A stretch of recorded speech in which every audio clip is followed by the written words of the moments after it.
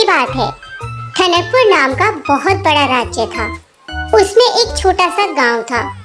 इस गांव का एक नियम था जो कई वर्षों से चला आ रहा था। वो ये था कि इस गांव के राजा का चुनाव खुद वहां के लोग ही करते थे और वो जो भी राजा चुनते वह 5 साल तक राज्य करता था। उसके बाद उसे पास के घने जंगल में छोड़ दिया जाता था। यही उस गांव का रिवाज था। परंतु आज तक उस जंगल से कोई राजा वापस नहीं आया था और न ही किसी ने यह जानने की कोशिश की थी कि वो सब राजा कहाँ चले गए।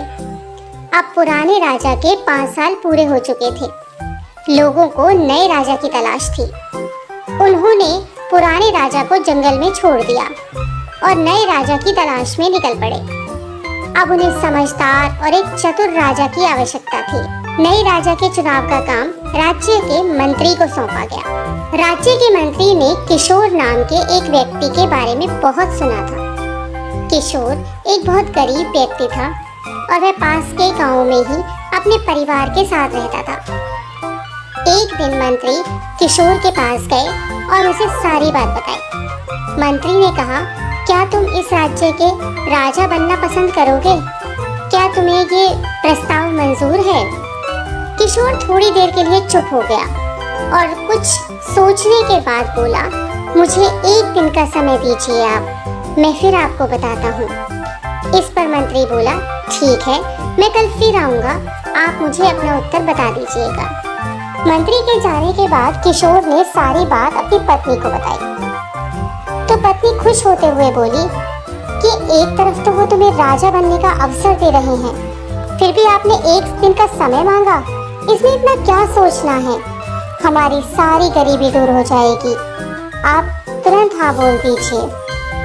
किशोर ने कहा, लेकिन क्या तुम जानती हो कि इस राज्य का नियम है कि पूरे 5 साल होने के बाद वह राजा को बदल देते हैं और पास के जंगल में छोड़ देते हैं, जहाँ से आज तक कोई भी राजा वापस नहीं आ पाया है और किसी को यह तक पता नहीं है कि वह राजा कहाँ गए, उनका क्या हुआ, किसी जंगली जानवर ने उन्हें मार दिया या कोई भूत बला उन्हें उठा कर ले गई। तो उसकी पत्नी बोली, हम इस समस्या का कोई ना कोई समाधान ढूंढ लेंगे, आप बस मंत्री जी को हाँ कर दीजिए।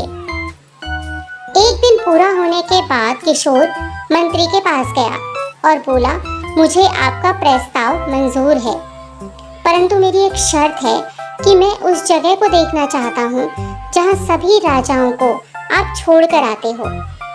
मंत्री बोले, ठीक है, और मंत्री ने उसे वह जगह दिखा दी। किशोर ने देखा चारों ओर घना जंगल था, वहाँ जानवर भी हो सकते थे। फिर वह वहाँ से चला गया और राजा बनने के बाद उसने सबसे पहला जो काम किया वह था कि वह उस जंगल में गया और उस जंगल को साफ करवाने का आदेश दिया। वहाँ लोगों के रहने की व्यवस्था की, रोजगार उपलब्ध कराए और जंगल को साफ करके एक नया नगर बसा दिया।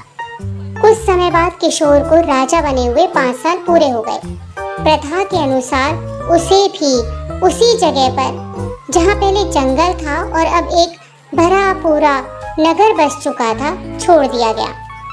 अब वहाँ उसे किसी प्रकार का कोई खतरा नहीं था। वहाँ किशोर आराम से अपने परिवार के साथ रहने लगा।